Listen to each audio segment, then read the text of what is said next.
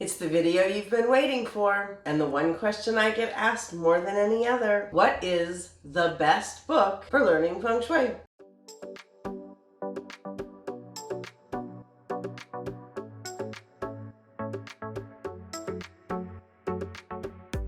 What's up, beautiful people? Welcome back to Krystal TV, where today we are talking about the best book for beginners for learning Feng Shui. And it has to be none other than this one, The Principles of Feng Shui by Master Larry Sang. It is a textbook, but it's written for the layperson's understanding. It covers an overview of Feng Shui, what it is, its history, Feng Shui today. It explains the yin-yang principle, which are sort of the basis of Feng Shui. Those two primal energies are really the foundation of Feng Shui. It also covers the 5 elements and their cycles: the productive cycle, the domination cycle, and the reductive cycle. How to correct the elements that are out of balance.